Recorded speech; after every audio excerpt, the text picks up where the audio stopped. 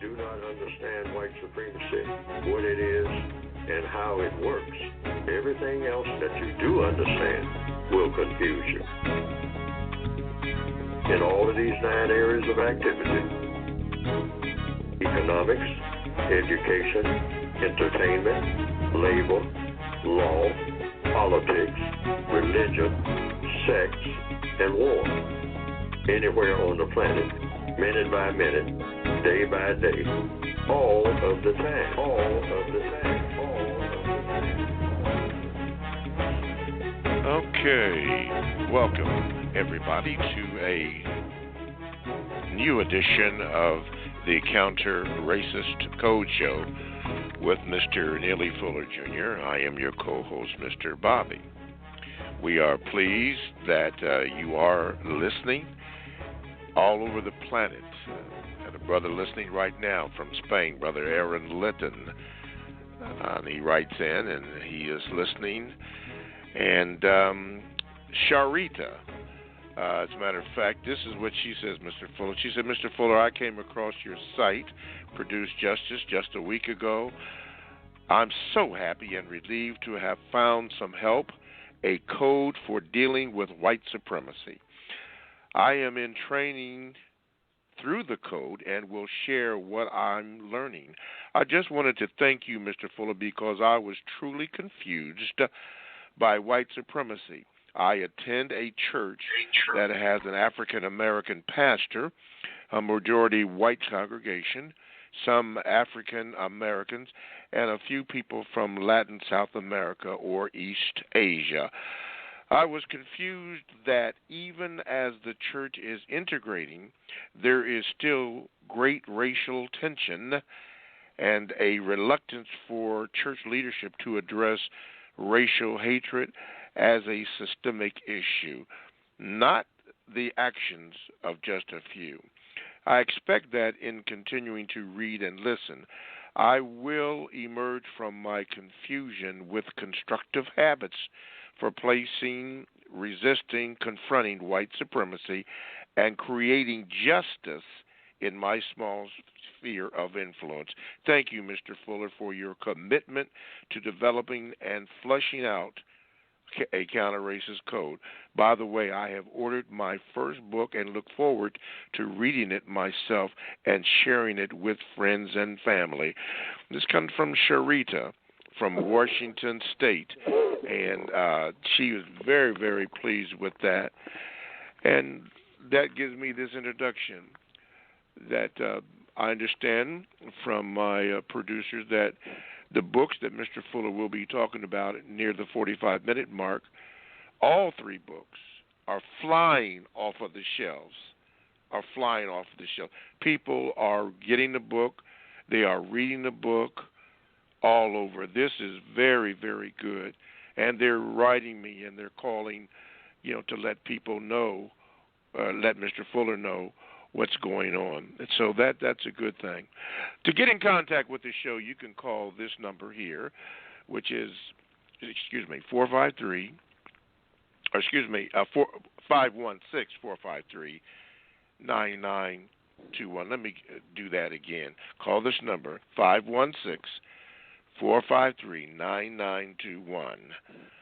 Or you can Gmail me at the numero 7, Mr. Bobby, Bobby, @gmail.com.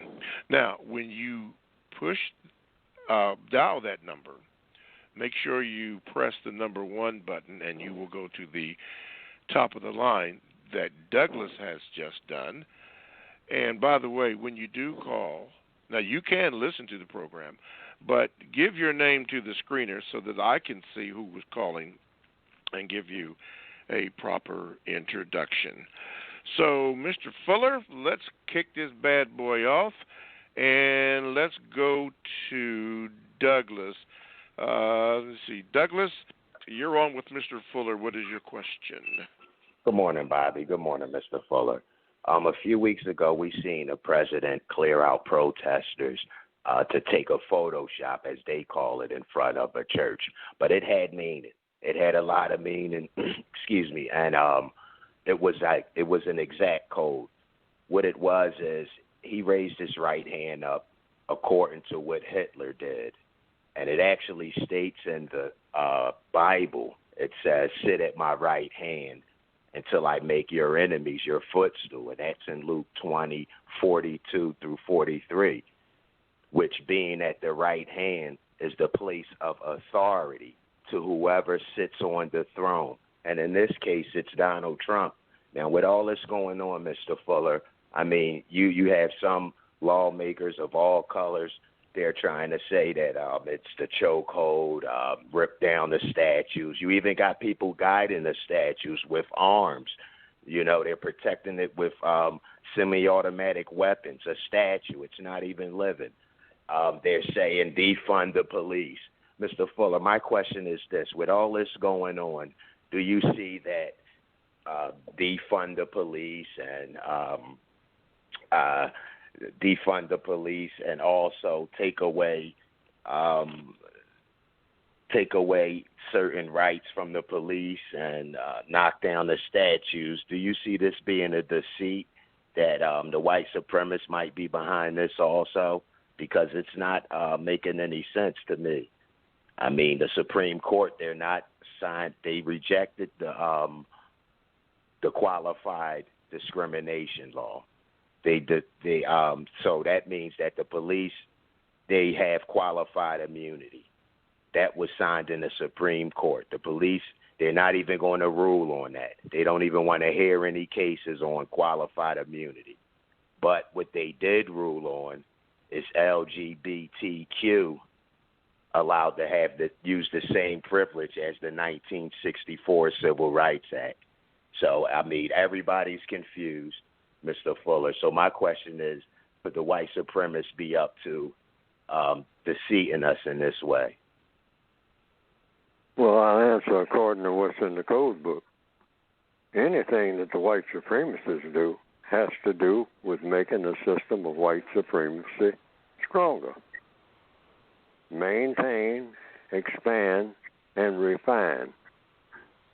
They already established the system of white supremacy goes through 4 stages: establishment, maintenance, expansion, and refinement.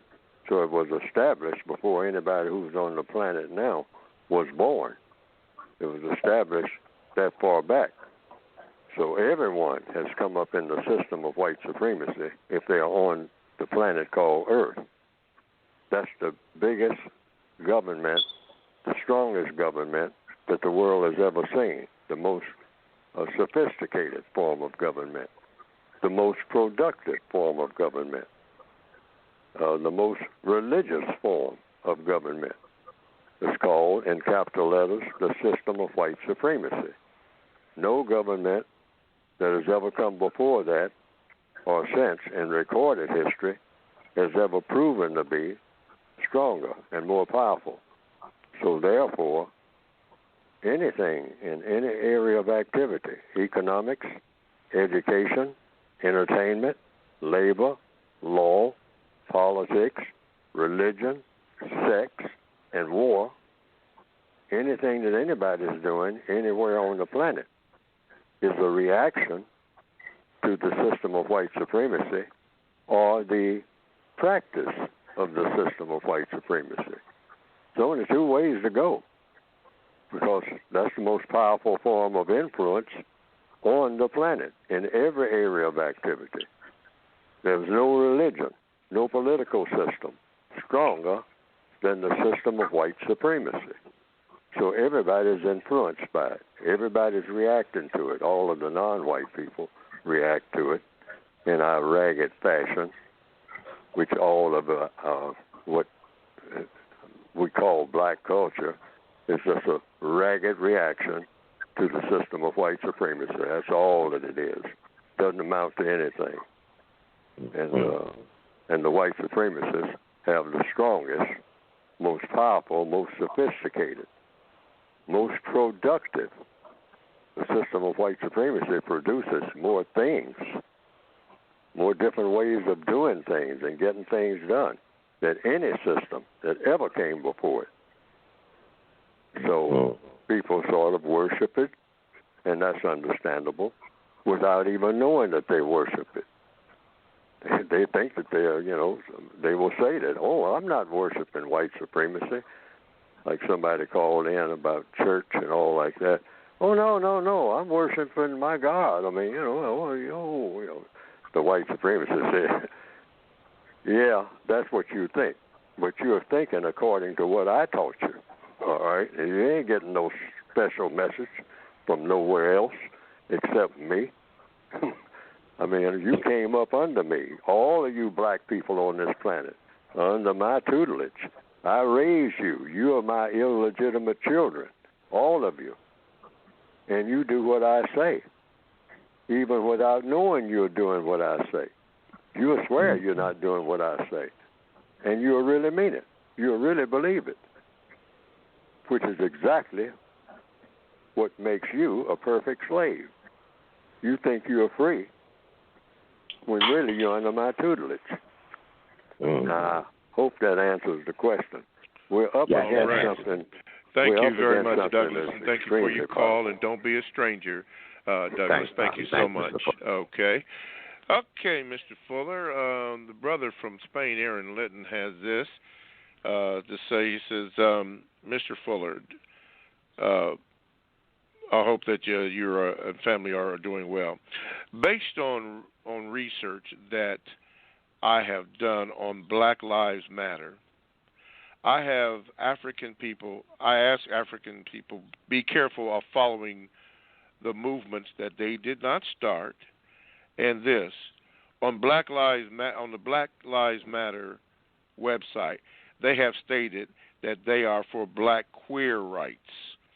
Should this be a concern of African people? Black Lives Matter are promoting the LGBTQ issues to our community?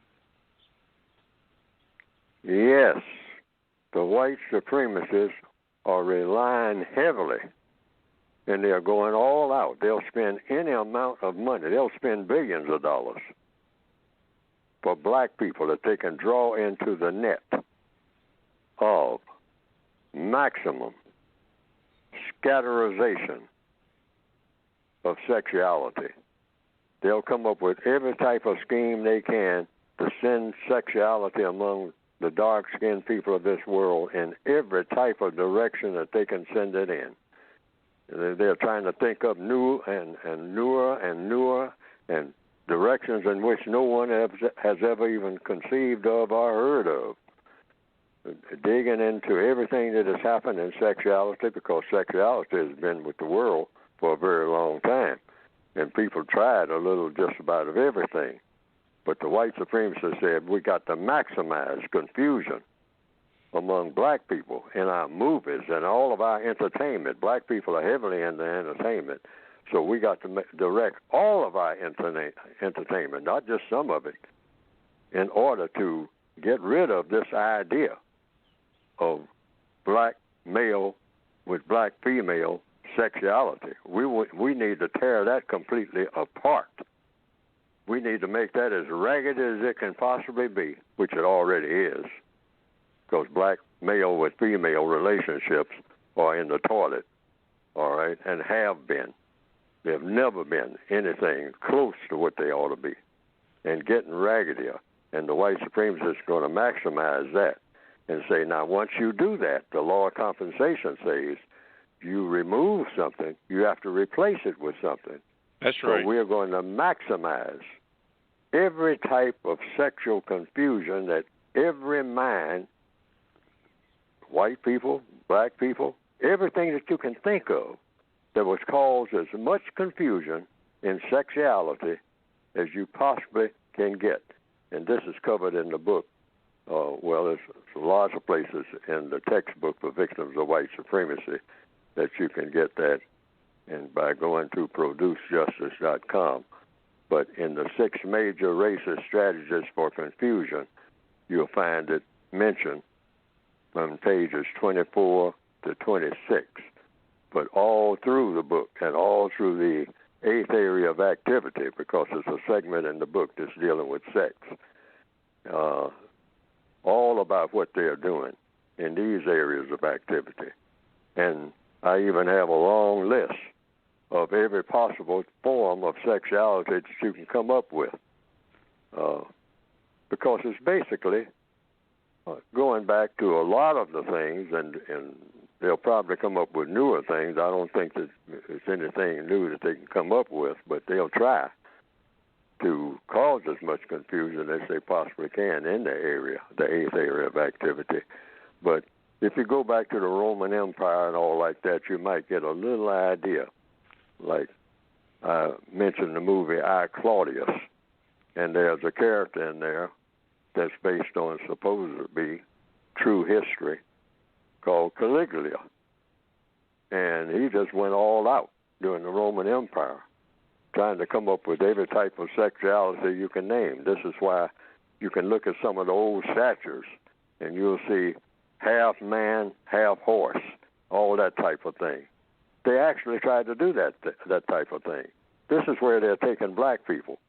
Anything goes. I mean, just go out there with anything you can think of. I mean, just come up with it and pile it on. Have it engraved in the elementary schools and whatnot. Demonstrate it. I mean, having little children, I mean, playing little games, I mean, where they grow up thinking that all of this so-called rainbowism that they piggybacked off of in the black movement, that's what they did. They stole it, all right in our face. That's what they did with that. And they're doing it all over the world and spreading it all over the world as fast as they can, because they know that if they mess up, and this is my closing statement on this for this question, they know that if they mess up black people's sexuality, they don't have to mess them up in nothing else, because everything else will be messed up. And that's the truth. And that's the truth. Watch it and see where it goes. You know, Don't take Neely Fuller's word. Just watch it, and if you're a part of it, watch it and see where you're being taken. You're being taken on a real joyride. All righty. Let's jump to the emails. By the way, you are, to people who have just tuned in, you are listening to the Counter Racist Code Show with Mr. Neely Fuller, Jr. To get in contact with the show, just call 516-453-9921, or you can Gmail me at the numeral 7, Mr. Bobby, B-O-B-B-Y, at gmail.com. This comes from Joy Bell, and I do have her permission to use her name. She said, Mr. Fuller, an upper management employee was crying because of the protest and murder of George Floyd. This person is white and acknowledged what most non-white people experience with the usual cliches about love and hugs, etc. It was very strange to me, but not surprising. I felt no sympathy and was repulsed by the display. Because of my emotional reaction, Mr. Fuller, I kept my mouth shut, doing my best to hide my disgust, while other coworkers, non-white, older females, comforted him. What is the proper codified question/response I, as a non-white female, should give this individual to get the most constructive result? I find that I struggle with this. Oh, exactly. What did the person do? Apparently, this white male was very, in upper management, he was very touched and crying about the murder of George Floyd. Oh, and he was crying. Yeah, they were crying. Yeah, this person, she says, upper management was crying. Yeah, that was her word here, crying, because of the protest and murder of George Floyd. And that was the reason that was given, correct? That's what she said. He was crying because of the murder of Mr. George Floyd. Mm-hmm. Yes. Yes. So she's saying what is supposed to be her codified reaction to that? She said, what is the proper codified question/response I, as a non-white female should give this individual to get the most constructive result? Well, did he ask a question or make a remark to her? That's not in the statement that she sent. Well, then all she does is just observe him crying about the murder of Mr. George Floyd. That's the codified response. What white people do is whatever they do. So if they're not asking you a question or making a statement to you, you don't have any response except just to observe what's going on. And then see what happens after that. What happens after the tears. That's all. You just observe it. And if anybody asks you about it and whatnot, you say, well, I'm observing. I'm learning. I'm still learning. So if a person is angry or crying or whatever the person is doing, I'll just observe. Well, she indicated that she was repulsed by his crying. She was just simply repulsed by it. Well, if that's her reaction, that's her choice. I mean, but I wouldn't be repulsed. I would just observe a white person crying about what happened. And then if I'm around that person afterwards, I would see what that white person, who have a lot of influence on this planet, is going to do about it. Because everything comes down to, okay, we've had the bells and whistles, we've had the fist in the air, we have had all the usual script that we have observed for dozens and dozens and dozens and dozens and dozens of years. Now what? Okay. That's the question. Well, that you did what you always generally do, which is answer a question. The brother from Spain had a correction on his question. He says that based on my research, I have discovered that Black Lives Matter is being founded by white politicians, and he mentioned George Soros and others, and white corporations. So he said, should black people worldwide be weary of following a movement which potentially has ill intentions for us? Well, first of all, black people need what we haven't had, a code. That's all. In answer to the question. That's why I'm trying to present the foundation for one, or if you want to call it that, or an outline or a semi-ragged blueprint for having a code about what the interaction between white people and black people should be on a daily basis in fine detail, because that's the only thing I think will straighten this mess out. Everything has to be in detail, not just some broad brush slogans and whatnot. We got plenty of slogans, and slogans do serve a purpose. Like the cover of a book. The cover of a book, including my book, are slogans. You have a title of what the ingredients are going to be. Or like if you're going to you look in a cookbook. If you have a cookbook, it'll say cookbook on the cover. That's a slogan, you might say, or that's a guide. It's telling you something about what's going to be in the book. But if you open the pages of the book and there's nothing there but blank pages, which is what we have, black people, worldwide when it comes to addressing the issue of racism, we don't have any pages in the books behind the slogans. Black Lives Matter, Black Power, I Can't Breathe. Okay, these are the covers, and you should have these things. I'm not saying we shouldn't have the slogans, because these are the titles. These are guides. I understand a couple of black ladies came up with the title, Black Lives Matter. But then on a daily basis, minute by minute, worldwide, what does that mean about the interaction between one black person and one white person who, when they interact with each other on a daily basis, what does that actually mean? My black life matters. Now, having said that, is there anything else except just to say, hey, Black Lives Matter, and then business as usual? Well, what's that supposed to mean?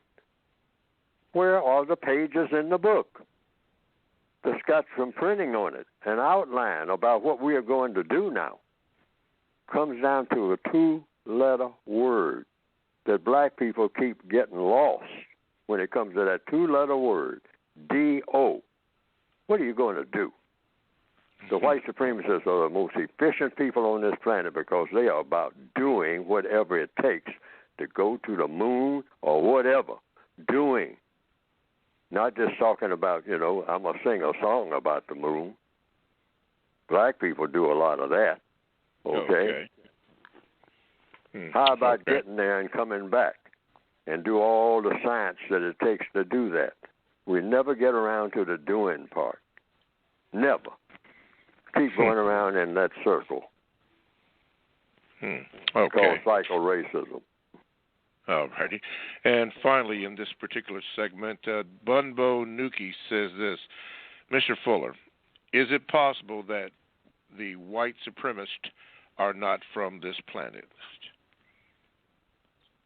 It's possible. It's possible that black people are not from this planet. Where is anybody from? The code says, and this is how I handle history according to the code, because everything in the code is supposed to be correct and precise and true and functional. So when people ask me about where am I from, I say I'm from everywhere I've ever been and from everywhere that I've never been. And that's the truth. And that might take a little thinking on somebody's part, and it should. But sure that's a simple and truthful statement, and it is no way for that statement to be false. I'm from everywhere. From, key word there, from. I'm from everywhere that I have ever been, and I'm from everywhere that I have never been. Now, what does that mean? If I walk from the living room into the kitchen, I'm from the living room. That's true. That's where I'm from. But you say, well, were you from any place before you were in the living room? Yeah. I'm from every place that I've ever been.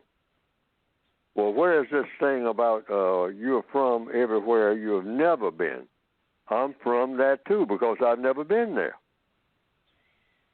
See what I mean? So that just shuts down all this argument about where you're from. Mm-hmm. Because I remember back in the old days, back on country roads and whatnot, somebody would come down the road with a new pair of shoes on. Yeah, I'm from New York, I've been to New York, so I'm from New York.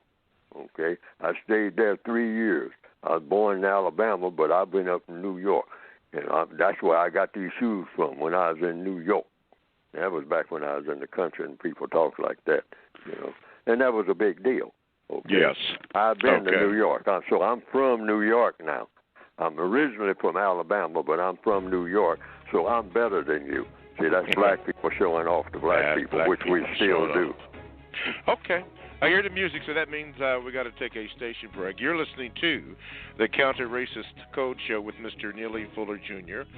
I am your co-host, Mr. Bobby. To get in contact with the show, you can call 516-453-9921, or you can Gmail me at the numero 7, Mr. Bobby, at gmail.com. Can't say for sure that your Gmail will be read today because we are stacked up and we're trying to work them all in.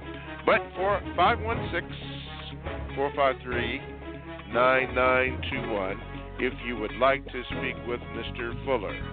Okay, let the show continue, and we have, I believe it's Odette. Let me see. At least that's what's up here. Let me see if I can get you in here. Odette, good morning, and what is your question for Mr. Fuller? Yeah, can you hear me? Yes. How do you pronounce your name? Because this just has Odette up here. It's Adept, A-D-E-P-T. Oh, E-P. Okay, all right, gotcha. Okay, Adept, go ahead. All right. My bad. No problem. Yeah, and I actually called earlier to say, I talked to Uncle and Uncle Neely. It's an honor to speak to you today, and Uncle Bobby.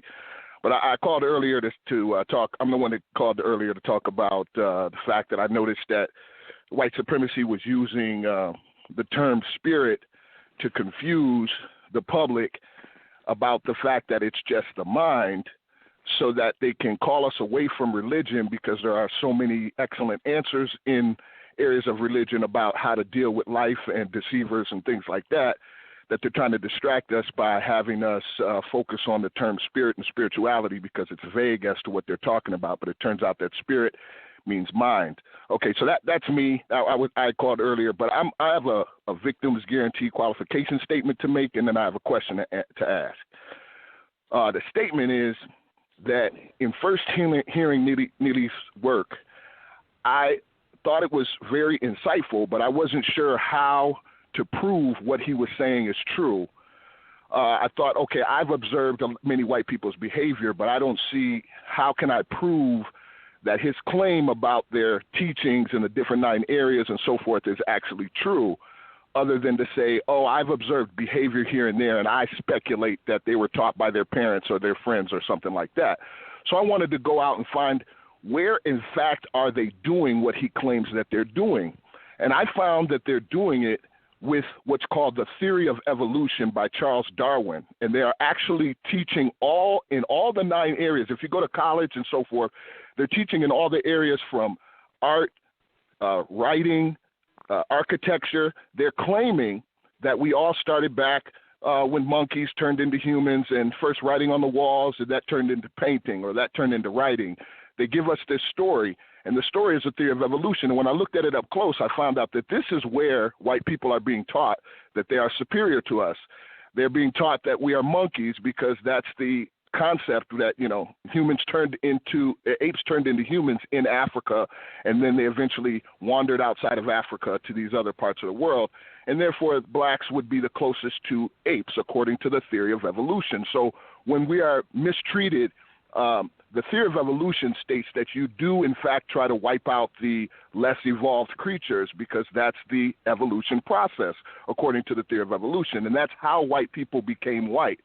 So I realized that whites and non-whites are both being taught that whites are superior, and we're being taught that through the theory of evolution by Charles Darwin. Charles Darwin's book is entitled On the Origin of Species by Means of Natural Selection, or The Preservation of the Favored Races in the Struggle for Life. That actually is, in a nutshell, the treatment that whites give all non-whites across the world. And I realized that this was, in fact, the method being used to teach the white code, as Neely Fuller so correctly described it, that it's the theory of evolution by Charles Darwin.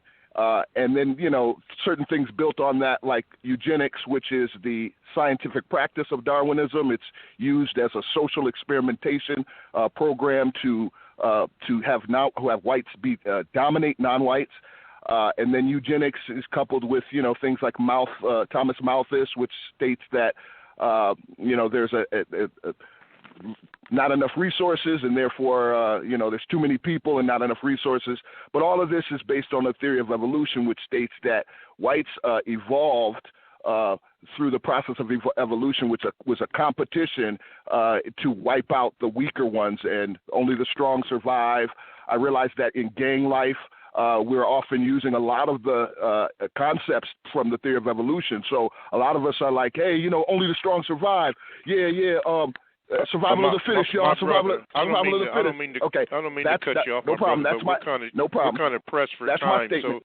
I got you. That's my statement. My question is, have you already identified that the theory of evolution was the method that they were using to teach this in all the 9 areas throughout college, in high school. Where in elementary school we see the picture on top of the alphabet that shows a monkey eventually standing up into a human, and all these things that heavily impressed us as children. When we might have played freely with a white friend and a non-white friend together, later on they're being taught that the theory of evolution shows that they're superior, and they then get. I find out that higher in education, the more they have this hold on this theory and this perspective. I wondered if you have already identified that and communicated that to your audience, or is this something that you have not yet put a finger on? That's my question. All right, Mr. Fuller? That's what white supremacy is. The white supremacists use education, any area of activity. At the end of the day, they just want to know one thing. Are these black people completely under my control? Am I their dictator? Am I their mother and father? They are my illegitimate children that I can do anything with that I choose to do. Can I do that in all areas of activity 24/7 all over the planet? Do I have the power to do that? And if the answer is yes, that's all they want to know. They don't care how they do it. They don't care how they do it.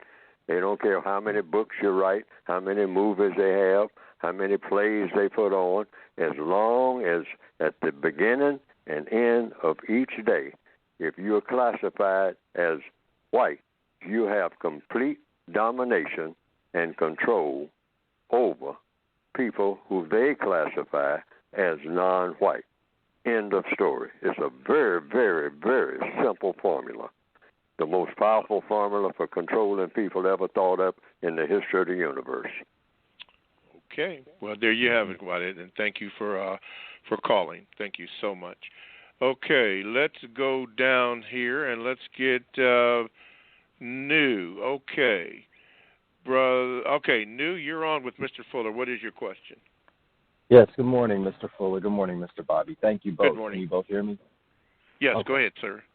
Yes, so I had, I'm trying to make this as quick as possible. It's a question regarding Area 8 and the confusion that causes, and it's regarding what the Supreme Court just ruled yesterday. And here's my question. It's a quick question, but briefly 2-part. So, Mr. Fuller, the first question is, what are victims supposed to do? Having consulted the code book for years now, this level of confusion in terms of, between black males and black females is just rampant. And when you've got suspected racists, passing judgment and saying that, so-called civil rights bills that were meant for black people, like essentially they were meant for black people primarily in the early 60s, when you've got these suspected racists passing orders determining that includes everybody in the alphabet of the so-called LGBTQ thing, what are victims supposed to do? Because it's taking it to the point where now you've got victims of racism that are literally parading around in the street. So my question is, what is the codified response? Because I know people, you can't force anyone to do anything.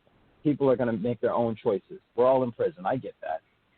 But it's on epidemic levels now. I mean, just between black males dressing and being black females, attempting to do that, and black females dressing and attempting to be black males. And it seems like my head's spinning. I don't understand what's happening and why no black person on this planet seems to, not no, but many black people just seem to be like, oh, yeah, this is what it is. You've got women playing the part of men playing the part of women, black males and black females. So my first part of the question is, Mr. Fuller, what do you do in a circumstance? And my second part of the question is, okay, wait a minute. See that?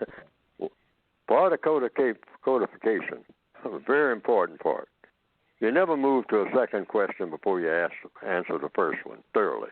Yes, sir. See, we need absolutes.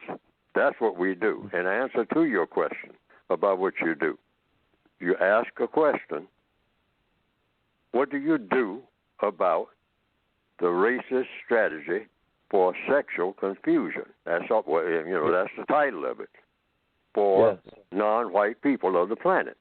What you do is look at their strategy. That's the first thing you do. Look at it.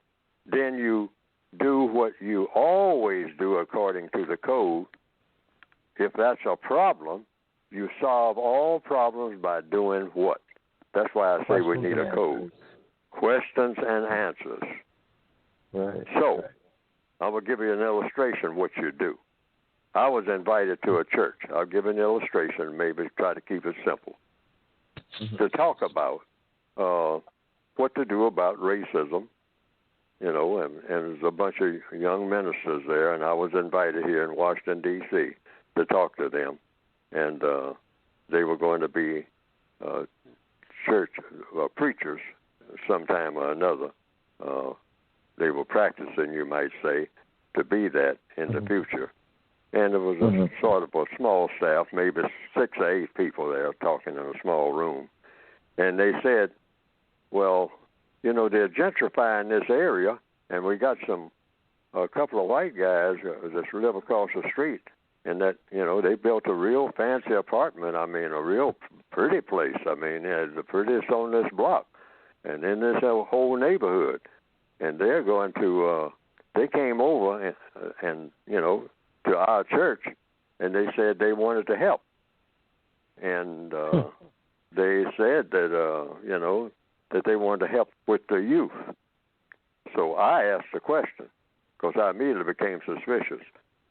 I said, 2 white men living together, and they're coming over to help your church and want to be a part of the youth program? They said, yeah. How should we react to that? And I said, well, you ask questions. What kind of help do they want to give? And I said, and ask them another question. Are you homosexual? And they said, ask them that? I said, yes. I said, homosexuals are parading in the street. They don't have any problem answering that question, or shouldn't, if they're honest. And they say they want to be honest and whatnot and come out and all like that. I said, so you can ask that question. That's not an insult. And then if they say yes, then you ask them, what kind of help as homosexuals are you going to be offering this church among the youth, since you specified you want to help the youth? You want to help the young black people. You can't do much with the old ones. So you want to help the young ones. All right, this is what you're offering. That's all you have to do. Stay in the question lane. See, don't be confused, because the key to eliminating confusion are endless questions and answers. And I've said it over and over again on this program, and I'm going to keep saying it until it sinks in. You keep asking enough questions about anything. I don't care what the conversation is about. You keep asking enough questions and getting enough correct answers, all right, because it's only a correct answer that's an answer. If you keep doing that and practice doing that, stop making so many statements. Just keep asking questions. Stay in the question lane. On a job and anything else, stay in the question lane. It will always take everybody right where they should be. It won't take everybody where they want to be, including yourself, but it will take everybody where they should, because that's the nature of questions and answers throughout the entire universe, and there are no exceptions to that rule. Just start getting in the habit of doing that, and you won't be confused. Okay. We're confused because we never ask enough questions. Okay. What is your second question, sir, quickly? Thank you. Yes, quickly. Thank you very much, Mr. Fuller. My second question is, how you've been in this struggle for, it's not a struggle, you've been in this thing for years, your whole life. How do you stay, I'm not going to say hopeful, but how do you, it's easy to get demoralized. I personally am demoralized with what I see going on right now. How do you, knowing what's going on, knowing that people are not caring, how do you stay codified, I guess? That's not the question. Hold it. Yeah. See what I mean? Yeah. We're doing it again. I understand it because I was that way. more than anybody. I was the most confused person on earth, and I got tired of being confused. But somehow it came to me by observation, by just, childlike observation. All questions and all confusion is eliminated through questions and answers. The only way to eliminate confusion. That gets rid of the image of the black person scratching his head. Old cartoons used to show that. Black person always trying to scratch their head, trying to get that brain to work.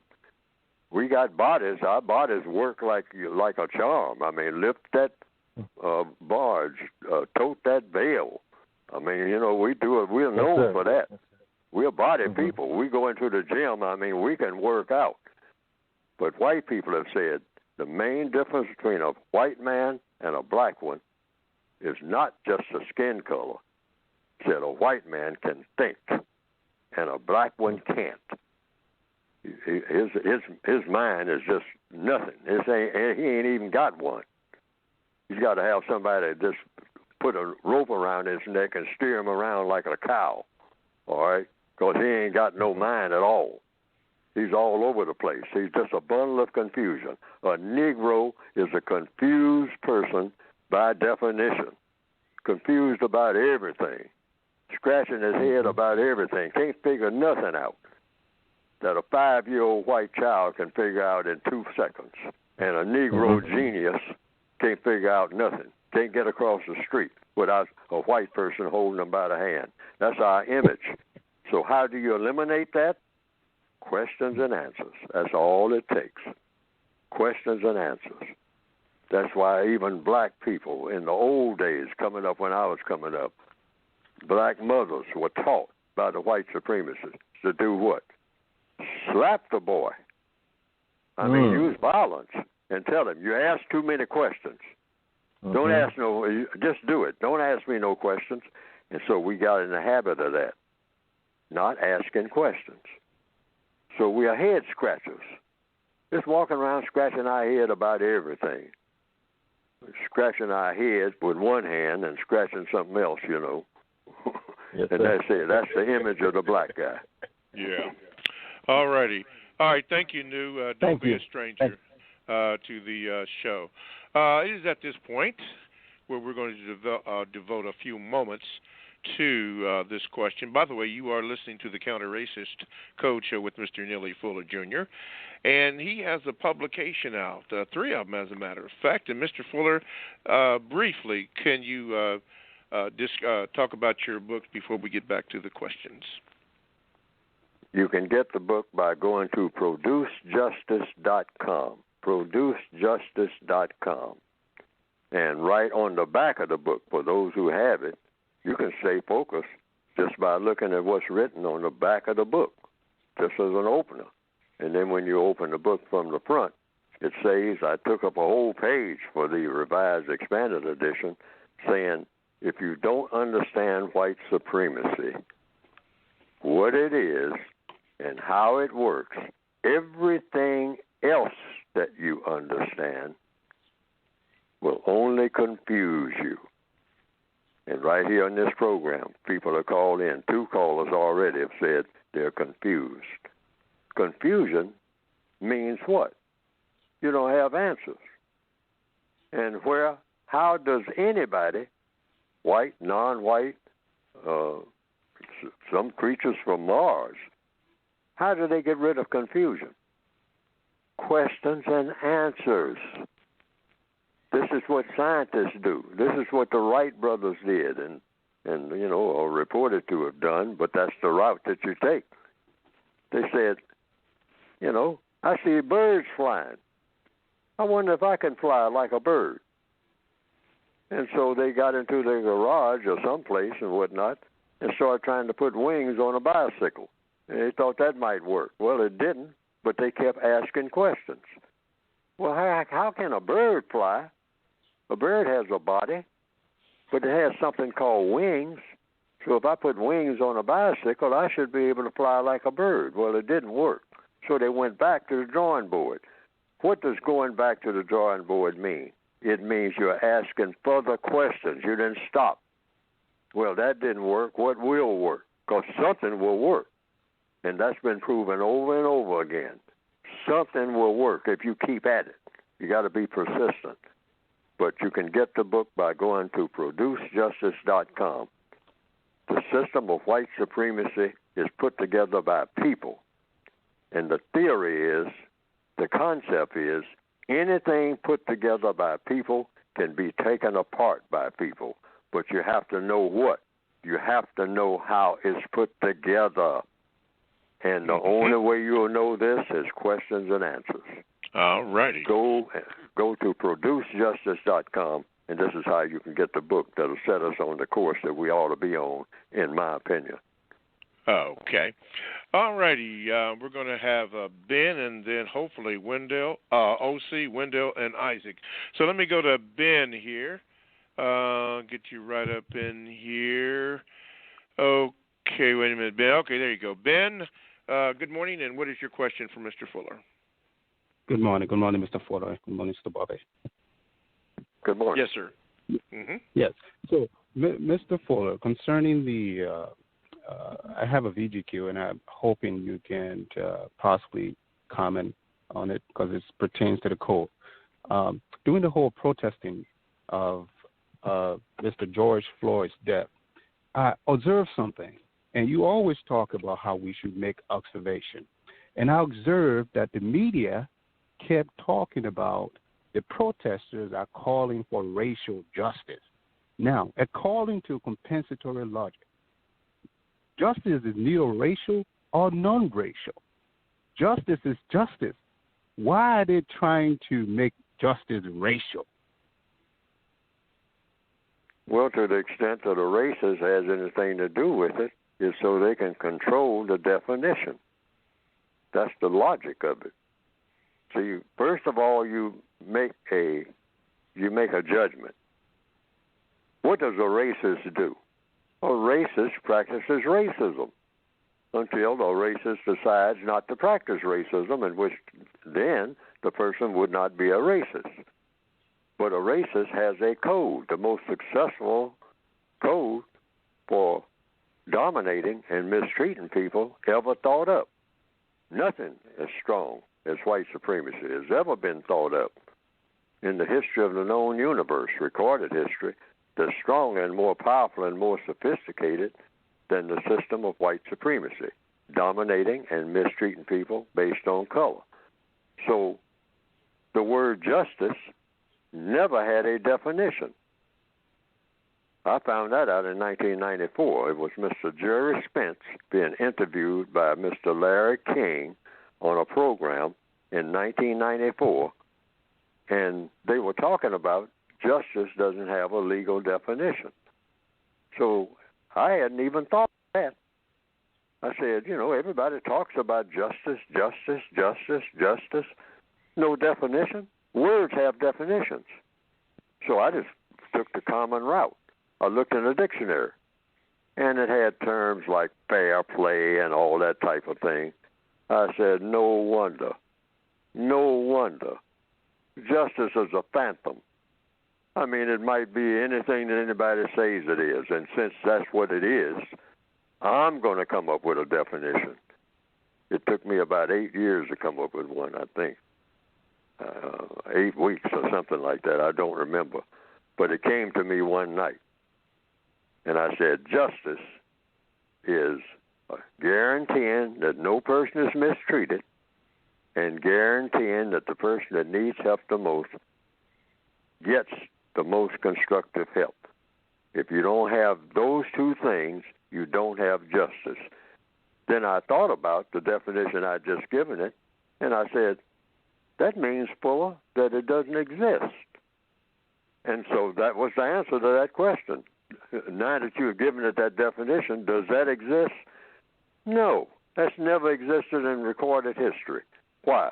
Because of the definition you just gave it, that you've never had a situation where no one was mistreated.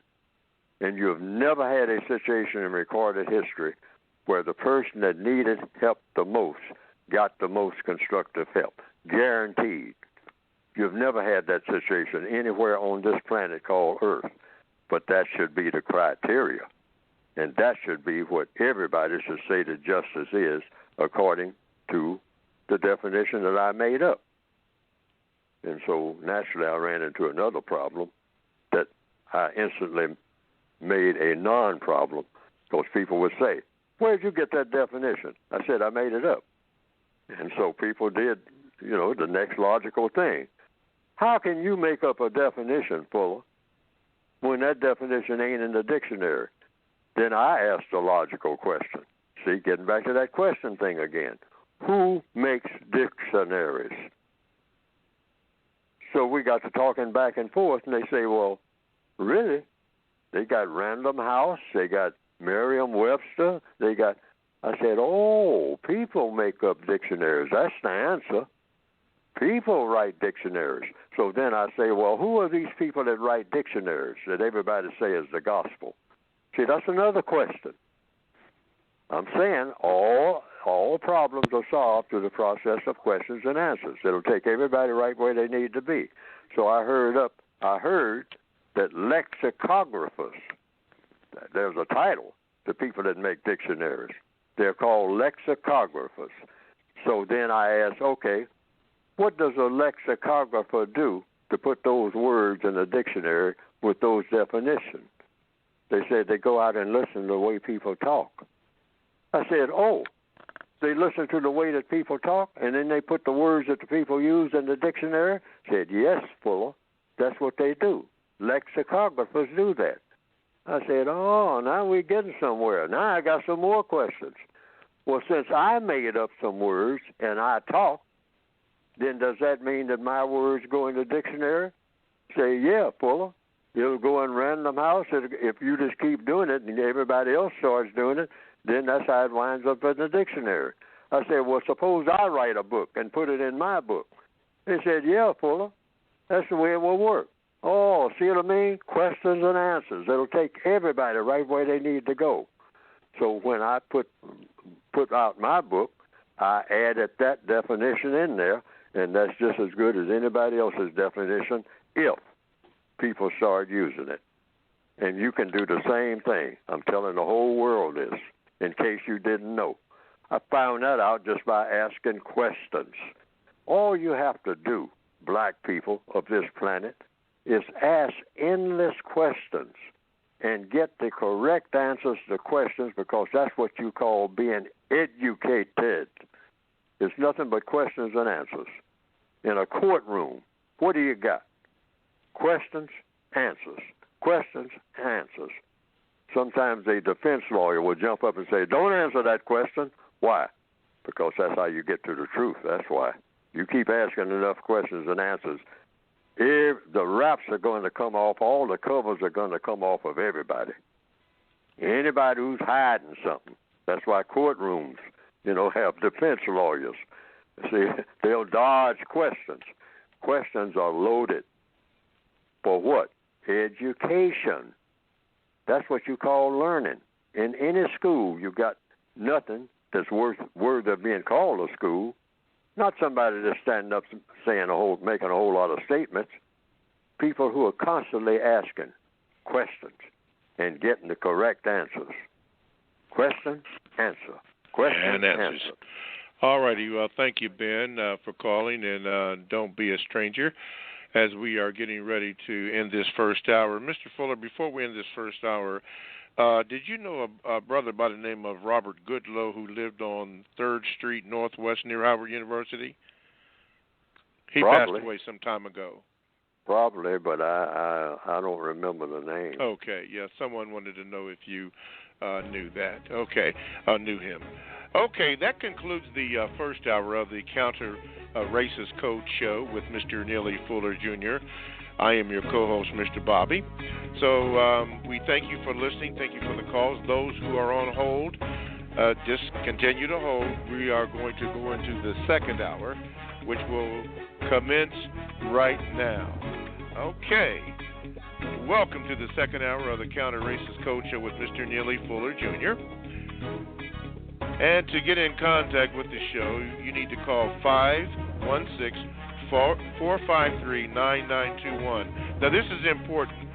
Please press the number 1 button after you call so that you can be forwarded to the front of the line. I have Chow on the line. I have OC, Wendell, and Isaac. Press that button and it will put you right on up where you need to be, and then I can get you in. Okay, the Counter-Racist Code Show with Mr. Neely Fuller Jr. is heard right now. Okay, we're going to take this next 15 minutes to answer your questions. I'm going to ask you to be direct with your questions and brief so that we can get as many calls in as we can before we have to do what we have to do. Okay, Chow, let's see here. It says you're next, so go ahead, Chow. What is your question for Mr. Fuller?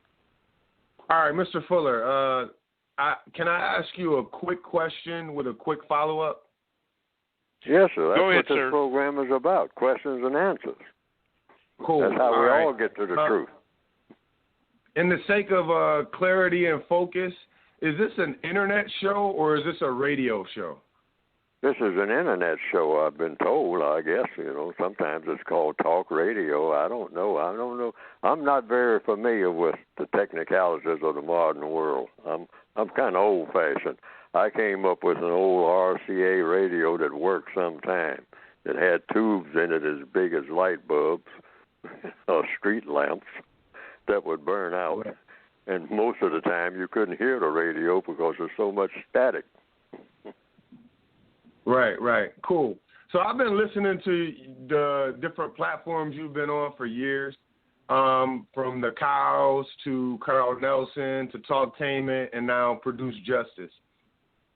Last week I tried to ask a question, and I needed to follow up with a question, but I wasn't able to follow up with a question. But then I heard an email, Gmail, read with maybe about 4 different questions in the actual Gmail, and I found that it was kind of difficult for you to answer it because there were so many questions being asked, like, throughout the Gmail.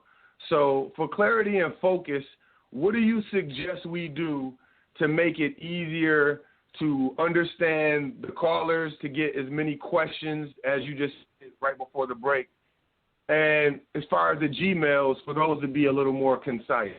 If you review the any of these shows and you're trying to, get the most constructive result, what do you suggest we do to format the show to whereas the questions that are being asked via the phone and the questions that are being asked via the email are more clear and more focused?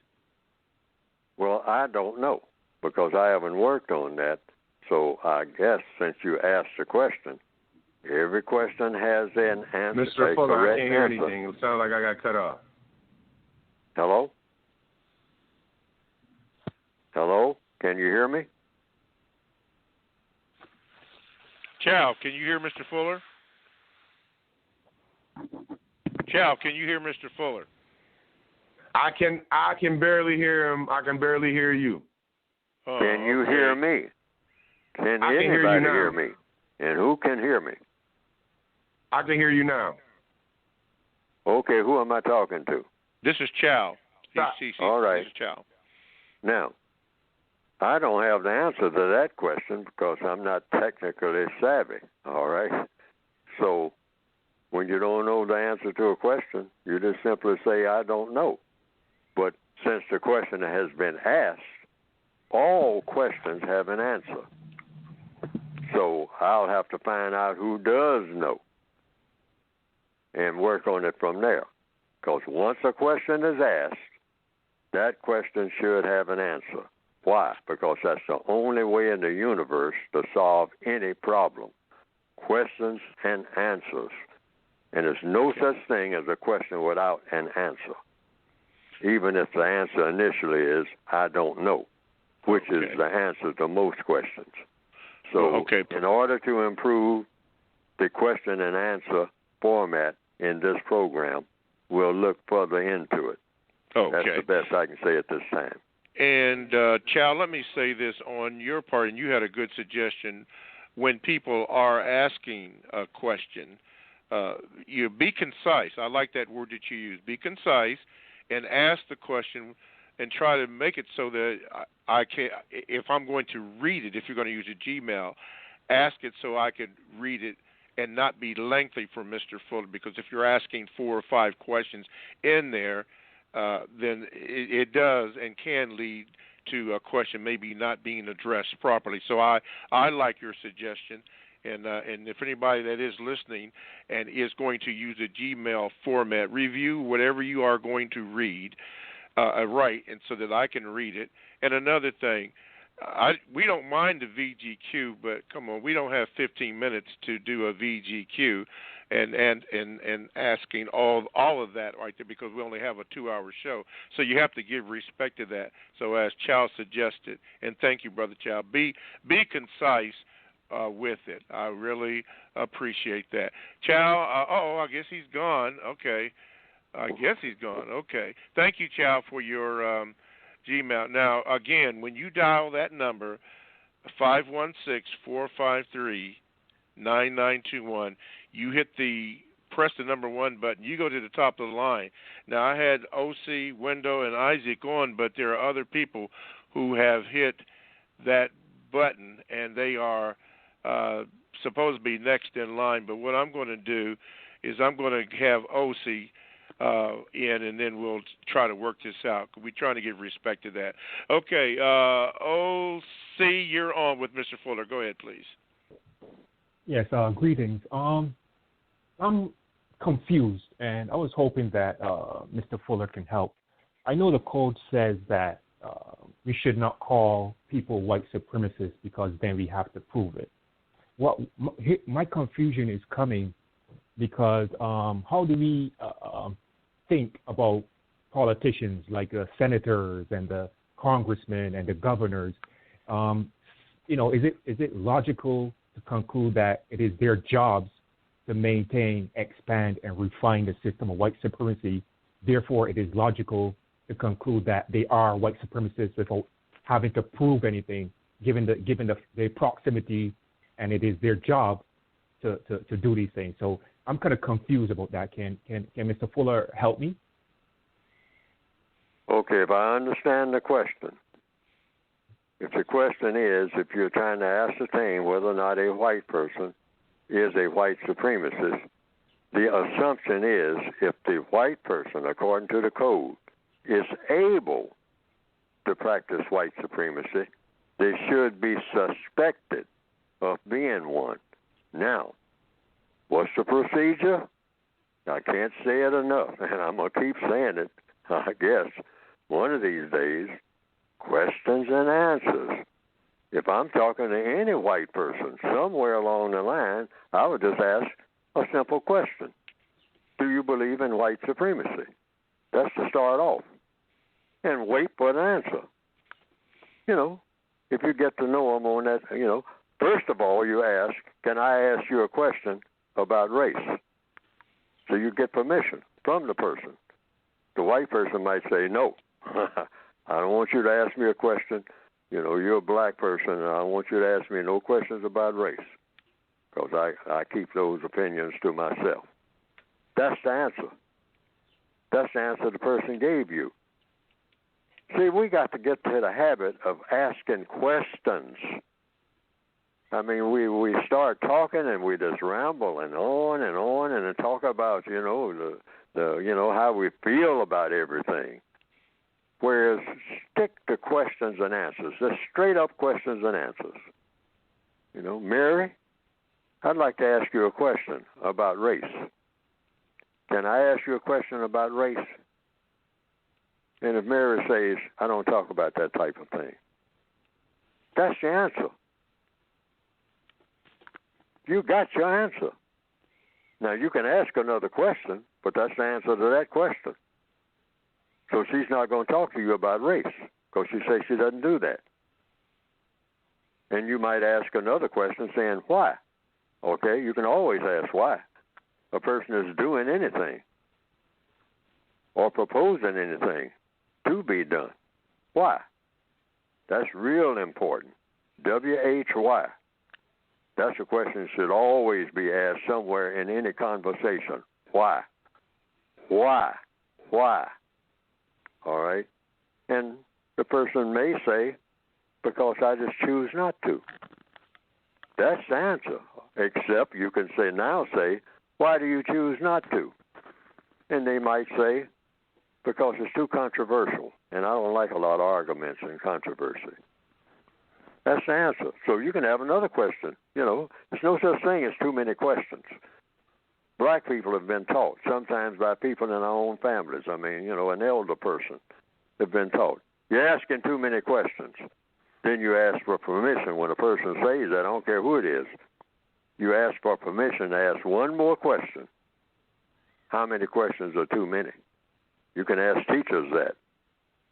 Some professors will say, you're asking too many questions. Then you say, well, sir, ma'am, can I ask one more question? And if they say yes, then you say, how many questions are too many? Because school is supposed to be about questions and answers. Otherwise, it's impossible to have school. Okay? And you can ask a question about that. What is a school for? Sir, ma'am, Miss Graham, Mr. Davis, whatever. What is a school for? And if they say to get an education, what's the process for getting an education? That's another question. Questions and answers. That's how people learn anything. Snails, squirrels, alligators. They ask questions and they get answers about their environment. That's why they find answers. The alligator says, where's the water? Because if I'm going to eat and I'm in water, where's the water that other animals get water from? Like the water buffalo. So when the alligator finds out that the water buffalo, 200 miles away, up the river, come to get their water, that's where that alligator goes. And what do alligators do when they get up there? They find food in the form of water buffalo. And they tear into them with great fury, with great viciousness, tear their legs off and eat them alive. Mm-hmm. That's what an alligator does. All righty. Thank you, O.C., for your question. Do not be a stranger. Thank you.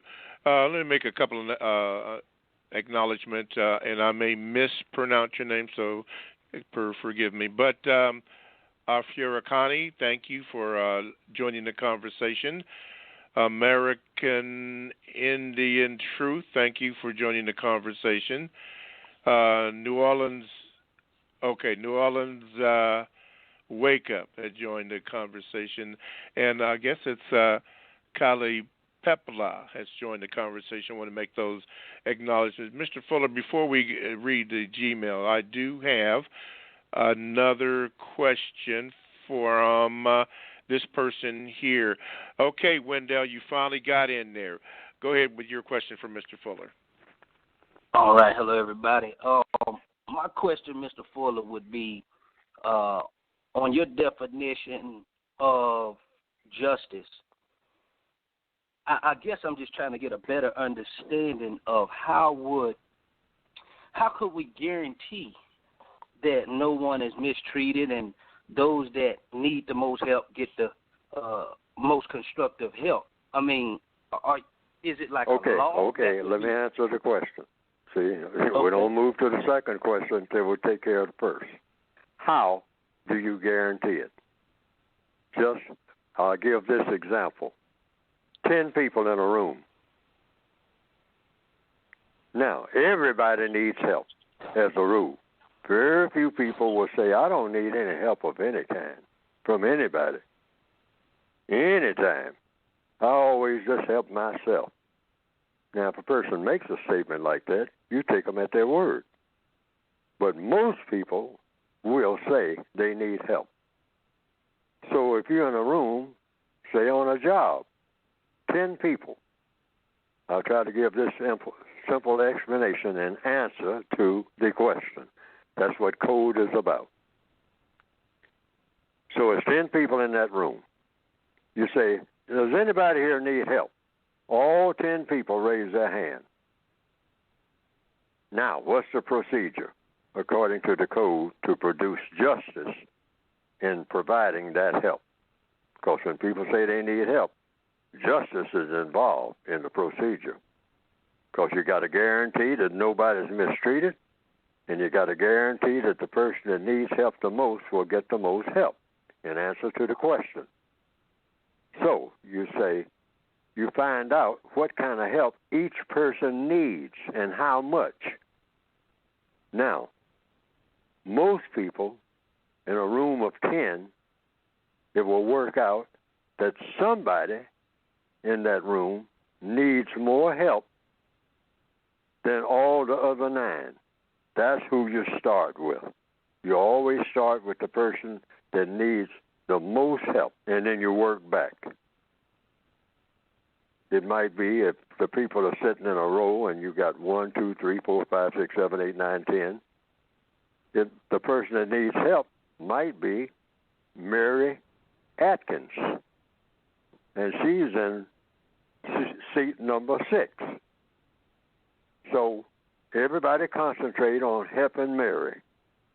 Why? Because Mary needs the most help with her assignment, working in that room. She's struggling, and she's having problems trying to hold a job and whatnot. So everybody, all other 9 people, are supposed to give Mary Atkins as much help as it takes for her to hold her job. Because she's not up to par and she's going to get fired, some supervisor said, somewhere down the line. So you don't want that. You want justice for Mary. So she needs help. So you give her the most help. All other 9 people. Now, we illustrate that when we're out on the highway, because a lot of people will say, well, that's kind of cumbersome. Justice is cumbersome. But that's what the world needs, okay? We're going to have signs saying justice, mean it. Mean it. Have a definition for it and have a way of doing it.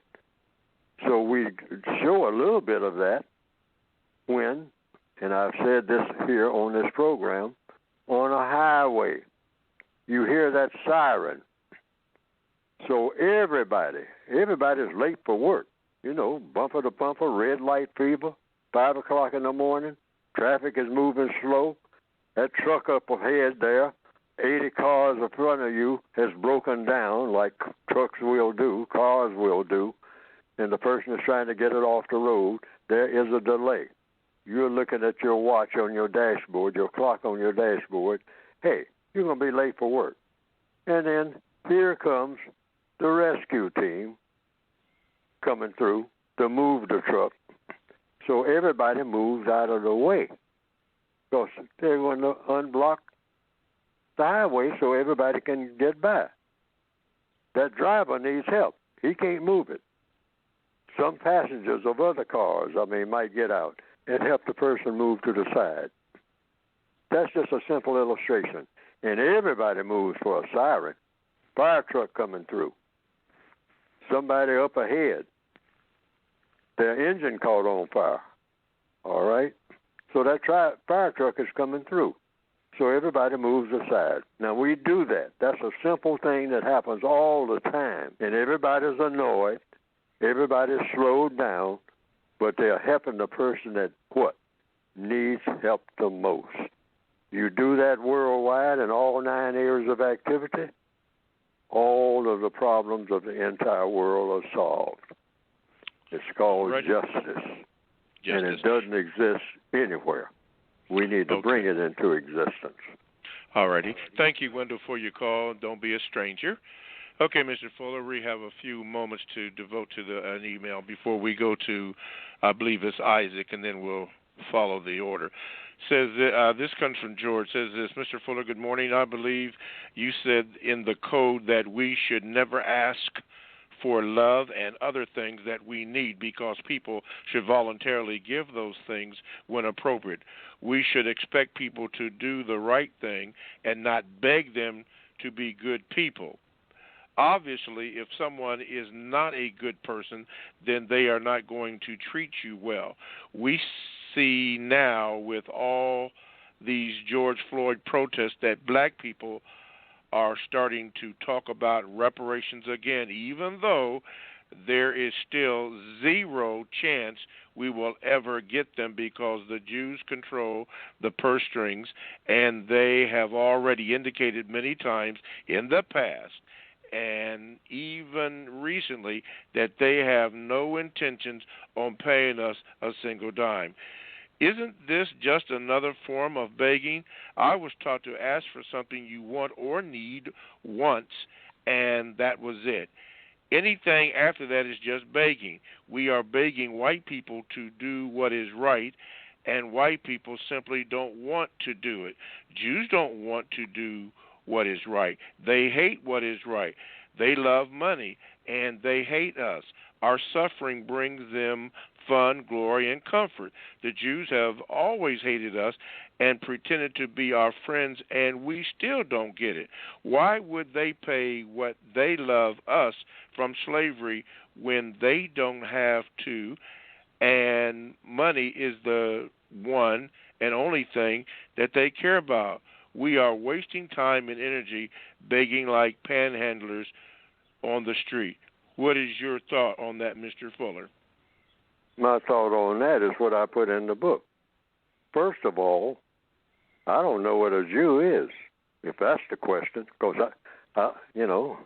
he presented a lot of scenarios, but I'll say what I put in the book. I don't know what a Jew is. I have no idea what a Jew is. Why? Because I have asked. And who did I ask? I asked people who were Jews.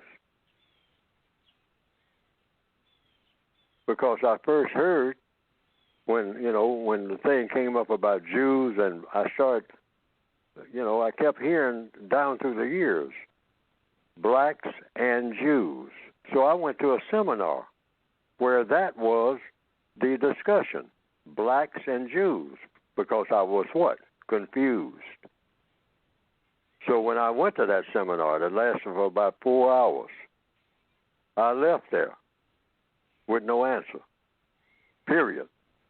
First of all, I knew what black people are, but I didn't know what a Jew was. So I said, I asked a question like you're supposed to do when you're trying to learn. So I asked the speakers. There was 2 speakers there. And I said, I have the question that I asked. First, I made an opening statement to explain why I was asking the question. And my statement was, I have often heard the expression blacks and Jews, but I have never heard the expression blacks and Christians, because I came up in what they call the Christian church. All right? So I said, I've heard the expression blacks and Jews, blacks and Jews, blacks and Jews, but I've never heard the expression blacks and Christians. And I asked the speakers, who presented themselves as experts, I guess, in answering that question. So I said, why is that? I've never heard that expression. And so the response of one of the people was, oh, wow. That was the response. And then the person didn't say anything else. And then I turned to the other person, and I said, well, sir, it was 2 males. And I said, do you have an answer? He said, I pass. I said, now, I asked a very simple question. See, everything in codification is about questions and answers. Everything. The answer to my question was, oh, wow. And the other was, I pass. Mm-hmm. I left there just as confused as I was when I went there for 4 hours listening to this, that, and the other. But the title of the presentation was Blacks and Jews. But I left there learning absolutely nothing about blacks and Jews after 4 hours of discussion. But I'll tell you what, I anticipated that I wasn't going to learn anything. And even to this day, I don't know what people are talking about. Even to this day, that was years ago, yes, I sir. don't know what people are talking about when they discuss black people and Jews. Neely Fuller Jr. is on record. I got no idea of what you are talking about. Anybody, who says that, who uses that title, I got no idea what you're talking about. Okay. Because everything has a definition. I didn't get definitions. Okay. Black Speaks is, could you, Mr. Fuller, if you would, be beneficial for a major network like OWN, Oprah Winfrey Network, to start producing more relevant programming for blacks in the area of human activity, education, economics, entertainment, health, labor, law, politics, religion, and war. Each area of human activity would produce relevant, productive programming that specifically addresses black people. Currently, there is an overabundance of, quote, drama, unquote, being produced, but very little academic programming on the Oprah Winfrey Network. That was his question. What is the question?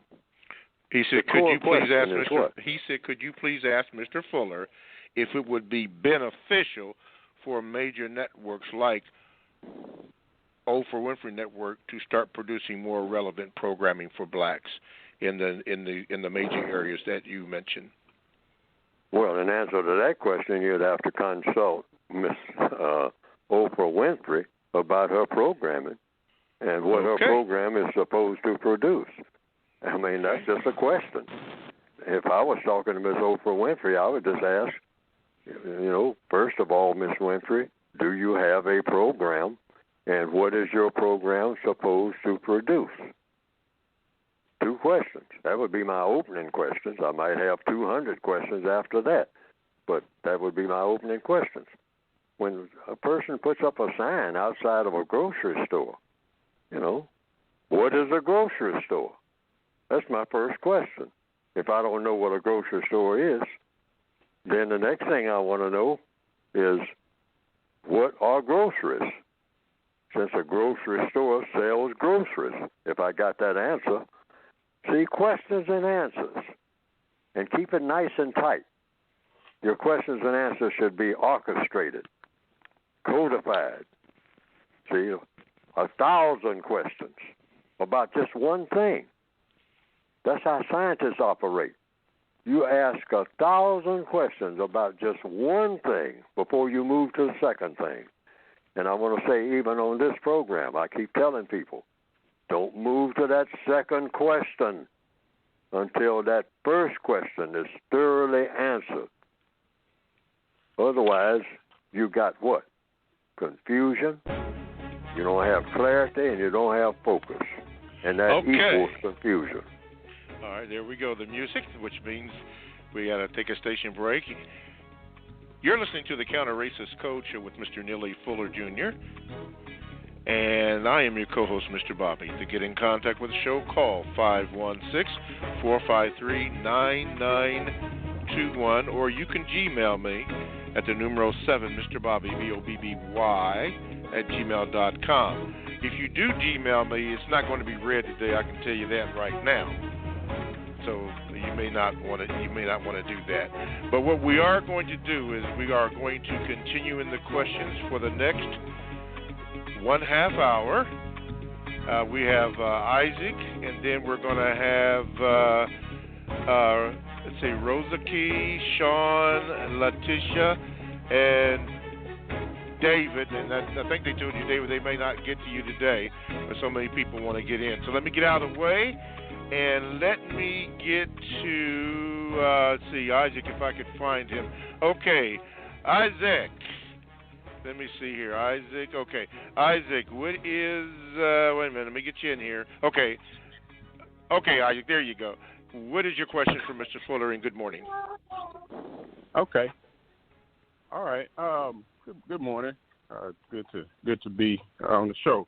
I have a question. First of all, wanted to ask Mr. Fuller if he was familiar with Juneteenth. Are you familiar with that term at all? I've heard the term, and it applies to black people supposed to be freed in Texas. Yes, sir. That's the way it's been explained to me. Yeah, so, and that's actually... Yes, in answer to the question, I've heard the term many times. Okay, all right. And you kind of talked about definitions. I think it has been, if you look in the definition, it talks about it being a celebration, that is for Texans celebrating the end of slavery. But, in the spirit of, changing definitions, I actually believe that it should be, the celebration that we, commemorate the end of slavery in America, not just something for Texas. But beyond that, I did a documentary on Juneteenth a while back.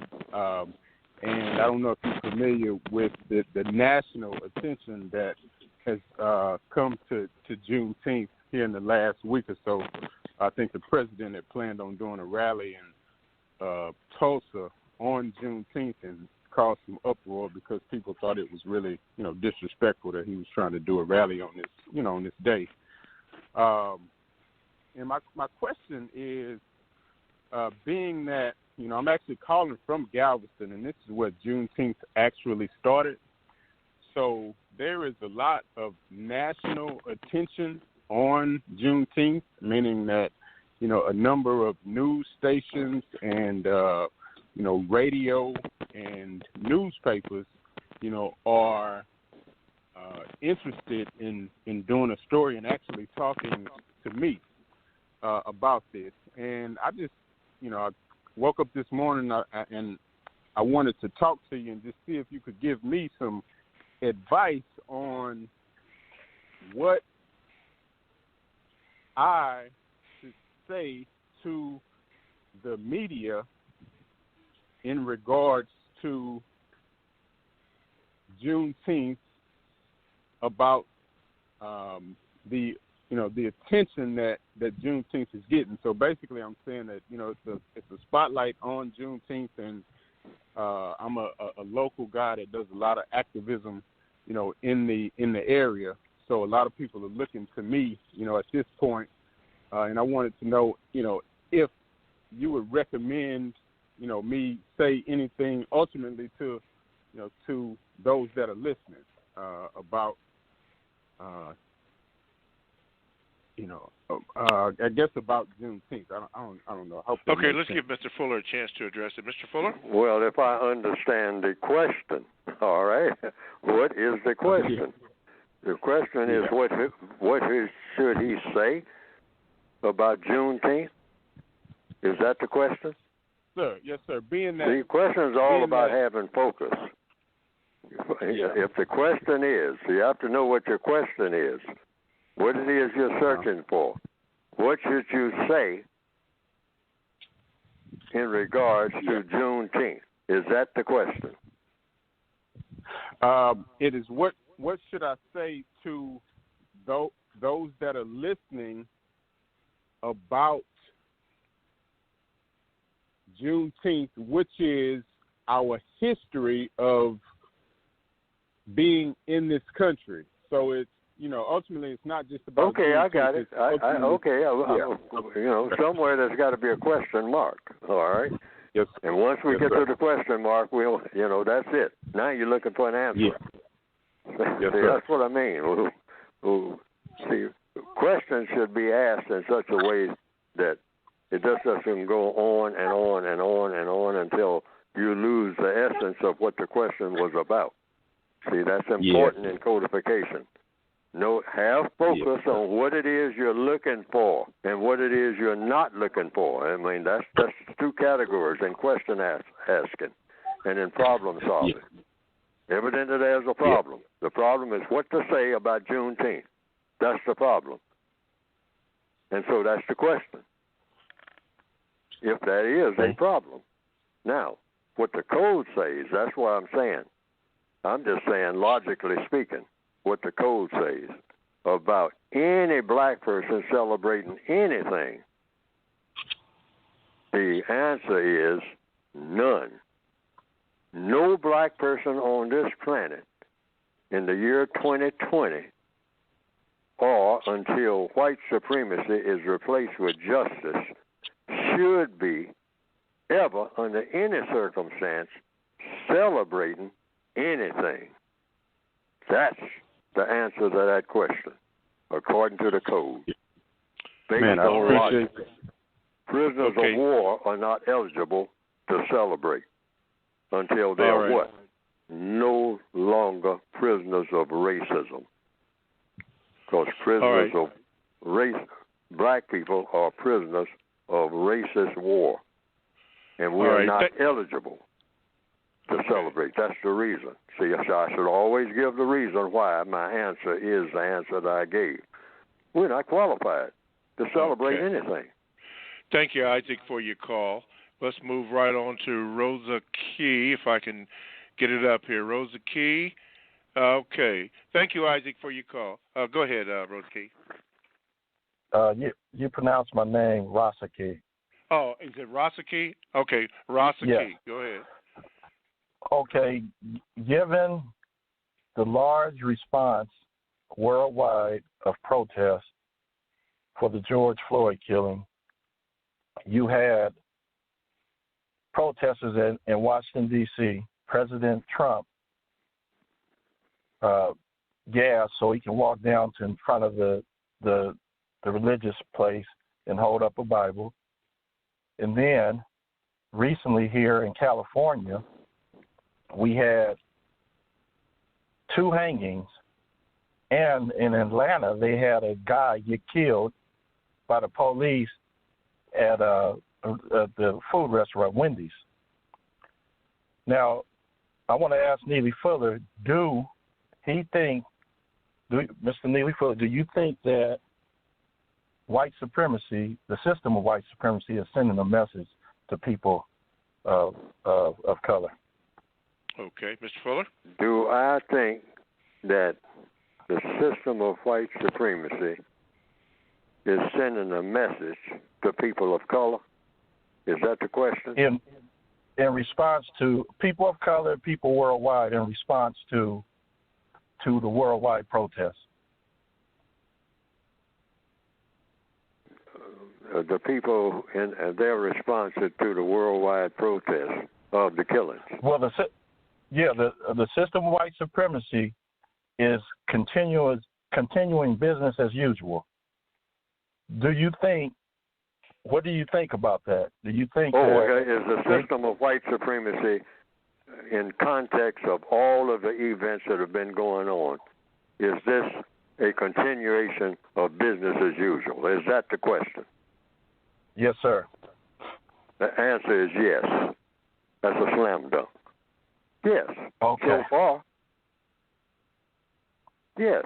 Okay. Well, the system of white supremacy. Here's what I want to clarify. Okay. You either have the system of white supremacy or you don't. No dribbling down the court. Everything's got to be a slam dunk. Every move on that court has to be of counter racism. If you want to compare it to basketball, no dribbling. No dribbling at all. You touch the ball goes in the basket. Slam dunk. Every time. Every time. Every time. Meaning what? Within the context of white supremacy. You either have it or you don't.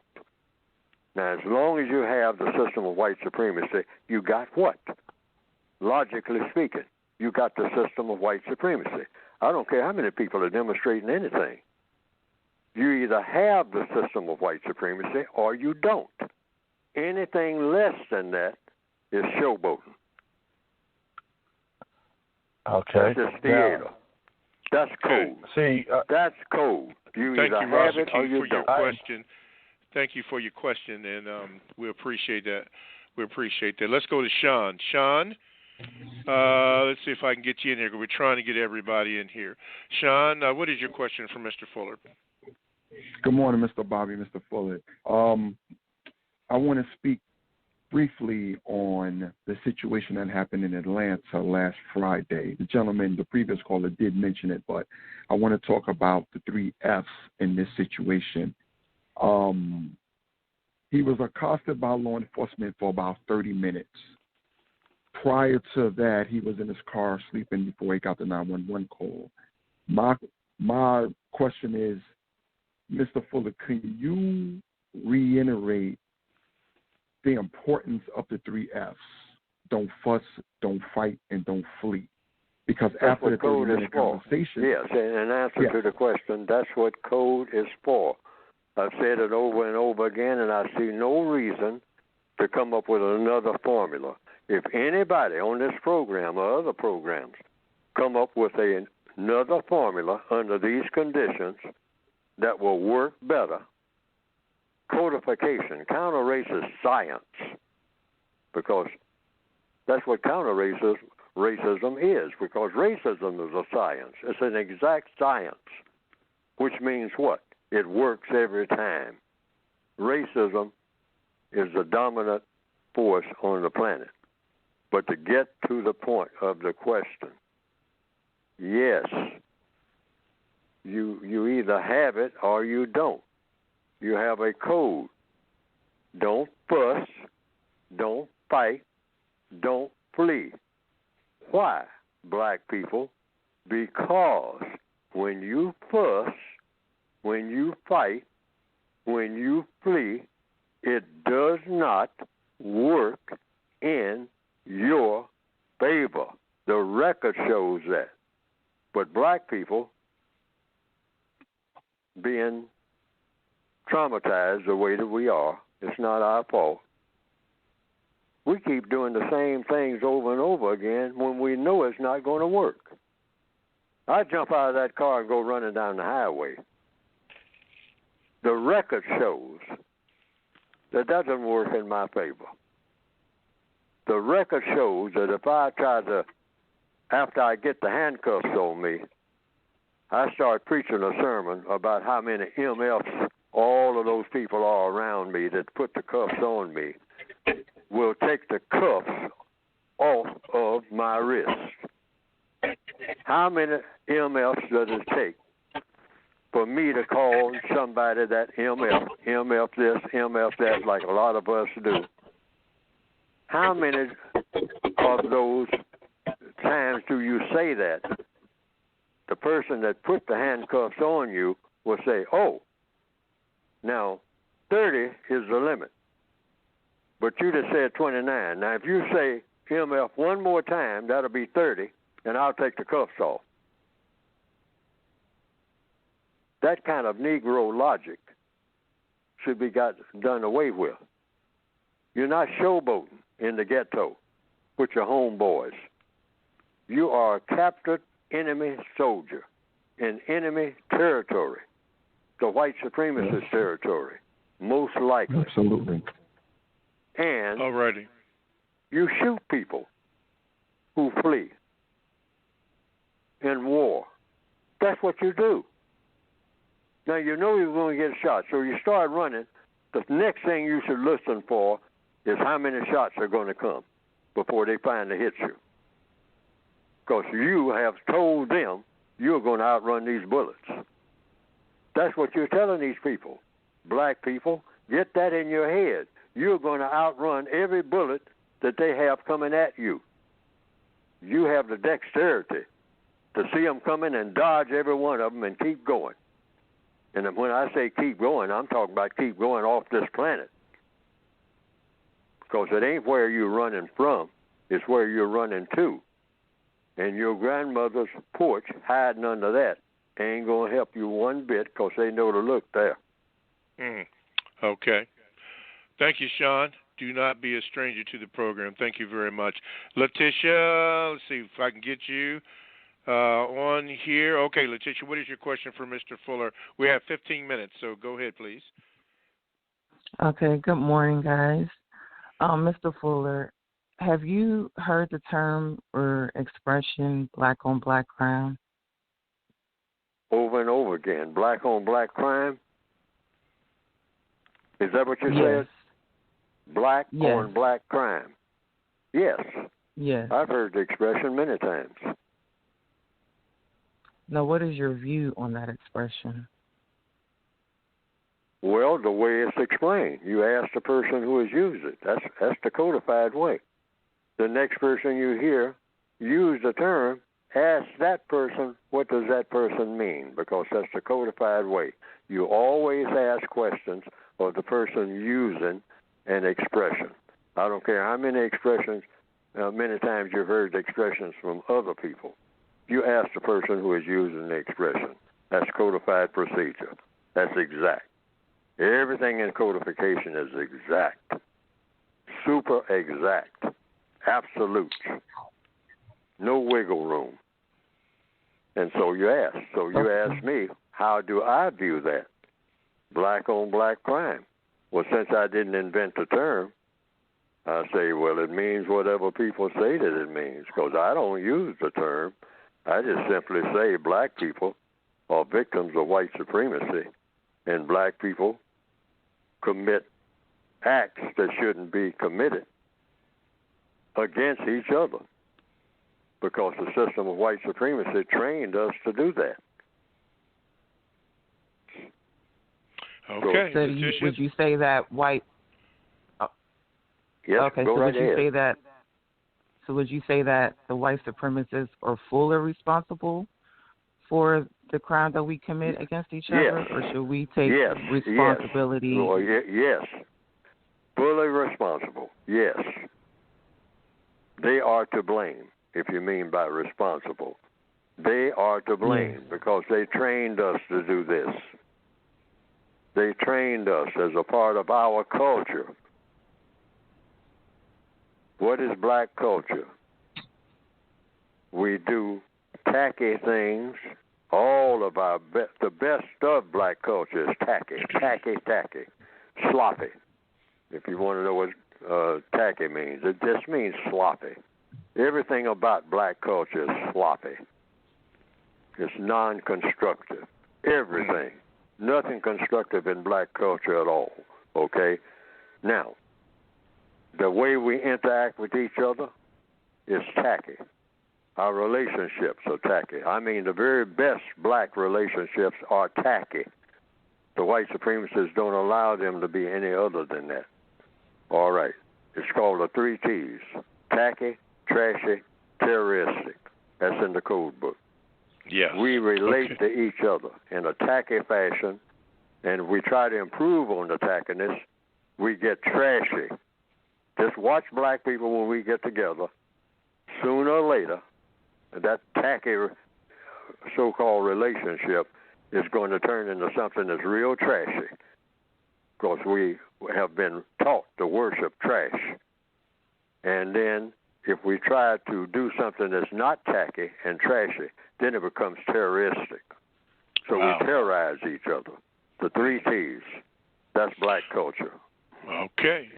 All right, Letitia, thank you for your call, and do not be a stranger. Okay, let's go right here quickly to David. We got you on. Leno, we're trying to get you on next. Go ahead, David, with your question for Mr. Fuller. Yes, sir. Good morning, Mr. Bob and Mr. Neely Fuller. Have been seeing headlines about the removal of the Washington Redskins name, and they want to replace it with something else, maybe constructive or non-constructive. And I remember that the removal of certain Confederate statues in certain parks and places across the United States of America concept. And it made me think about the book By the Evidence by L.S.B. Leakey and Lee Atwater, the national strategist for Ronald Reagan saying that you have to be abstract when it comes to racism and the terms that they use in white supremacy. So I thought about the youth coming up, and I maintain that one day white supremacy will be so abstract, almost invisible. So I wanted to ask Neely Fuller Jr., does he believe that it is a mistake by non-white people pushing the agenda to remove all the evidence of white supremacy throughout history, to where when the young come up, they won't even realize what white supremacy is? Okay, I'll answer the question.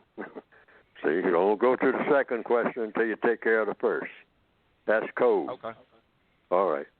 I mean, that's just a suggestion. You can do that because I can't tell you what to do. That's VGQ. But I'm just saying that's the way, that's the most efficient way. Ask a question, put a question mark behind it, and go silent. Because then the person who is answering the question, that burden is on them to answer that question before we move to question number 2. Okay? Take care of question number 1 thoroughly. Otherwise, there's no point in asking question number 1. So question number 1 is, should we back to taking down of statues?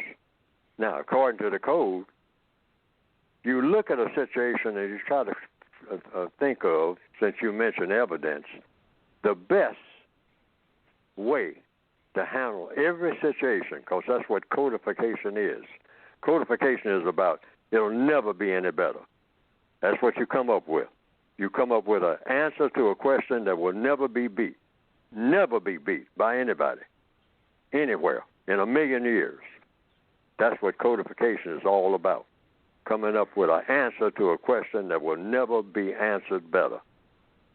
So, in answer to that question, I thought about it when the thing, because that's the first thing you think. You do. In answer to a question, you think. You think of all the possible things. Take the statues down, leave them up, do what? So I say, according to logic, leave them up, because what you said about evidence is correct. But what you do is add to every one of those Confederate statues the words racist/white supremacists. Put that on every one of those statues and leave them right where they are. That is, I think, the best suggestion, rather than hide them in a museum somewhere. I mean, which is just a transfer to a less prominent spot. That's one option. See, codification is about what are your options. Options mean out of 1,000 things to do, what's the best one? All right? That's the codified way of thinking. Out of 1,000 things that you can do, what is the best thing to do? I say leave them up as evidence. You're correct about that. But put on every one of them in big letters, bigger letters than anything else, even before you get to their name. If it's Robert E. Lee, put on top of Robert E. Lee, racist/white supremacists. Make that very clear. And you might even add slave owner, okay? Then leave them up there so that everybody passing by say, yep, that's who he is, that's who he was. He was a racist, white supremacist, slave owner. It says right there on the statue itself. That's a constant reminder, all right? All right, righty, you look around David. at all the people who say that he was okay. Thank you for your call, David, and as I say, everybody, don't be a stranger. Okay, we got this last one here, hopefully, which is going to be Leno, if I could get him in here. Okay, yeah. Leno, you're on with Mr. Fuller. Go ahead, please. Hey, Mr. Fuller, how you doing? Can you hear me? I'm still learning. Oh, I hope. That's classic. That's classic. I'm actually starting to use that. I hope you don't mind. No, everybody's supposed to be still learning. Everybody on the planet. Really, everybody is. It's just that we're not learning how to solve problems fast enough, and that includes me. Of course. So I got introduced to you about 3 weeks ago, and my eyes, my heart, my soul, everything that's spoke about in the Bible just has been opened up. But the thing is, all this knowledge is starting to make me very bitter towards my counterparts. How do I really just use this energy, this force that I have right now to start really just targeting what I need to get done, like take away the negative? I know I'm starting to repeat myself, but how do I... How do you not get emotional? Yes. You control your emotions by what? Getting answers to questions. Emotions, and if you're talking about, there's different types of emotions. Anger, frustration, loneliness. Being lonely is an emotion. So are you talking about your anger? What erases anger? What do you get angry? You usually get angry about problems that you can't solve. All right? If you ever notice people, when they solve a problem, they get less angry? Yes. Okay, so it comes down to a question. Here again, I keep saying it, questions and answers. How do you keep from getting angry? You keep from getting angry the way you keep from doing anything that's non-constructive. Yes. You eliminate confusion. How do you eliminate confusion? That's another question. How does a person eliminate confusion? Through what? Questions and answers. Once you get a question answered, you are doing what? Solving a problem. Once a problem is solved, your anger goes away. Because that's what you were angry about. You had a problem you couldn't solve. So what's the procedure for solving problems? Questions and answers, sir. I can't say it often enough because it's not a whole bunch of scrambled eggs all over the place. Okay, one more question. I'm sorry, Leno. We're out of time. We're out of time. Okay, well, I'll see you guys maybe next call week. back next week then. Okay, of course, thank you, sir. Of course. God bless you. Okay, have thank a good you. one. God bless you too. All right, thank you. All right, Mr. Fuller, we have about a minute and a half, and we need for you to talk about your book. Yes, go to producejustice.com, producejustice.com, and everything for ordering the book and this program should be right at that website. And you have a basic book, the 2016 version, and you have the earlier book.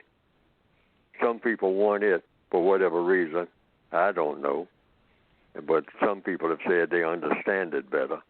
But that's for them to make up their own minds about. And that's the 1984 edition, a thinner book, because the 2016 edition covers just about everything that's in the 1984 edition.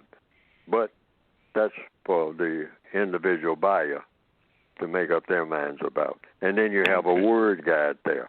You can get it by going to producejustice.com.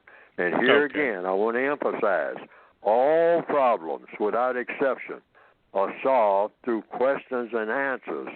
And once you ask that first question, don't move to the second question until that first question is answered. The white supremacists are experts.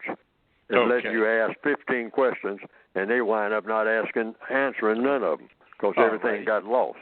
And let me say this, especially to Nathan Black. Nathan, I'm trying to get to all the questions on the Gmail as I can, but we are just inundated with a lot of Gmails. But Mr. Fuller and I and the producers have worked out a way that questions from the Gmail can be answered. And as soon as yours come up, then I'll answer. I'll have Mr. Fuller. I'll ask a question, and Mr. Fuller will answer that. That is no disrespect to you. It's just the way that it is. But your questions, all Gmail questions, will be answered. Even though it's been 3 weeks, it might be another 3 weeks. I doubt it, though, but it will be addressed. Thank you for listening, everybody. Thank you, Mr. Fuller. Thank you for all the people that got on the chat. Thank you. We'll try to do better next week. You've been listening to the Counter-Racist Code Show with Mr. Neely Fuller Jr. Thanks for listening. ProduceJustice.com.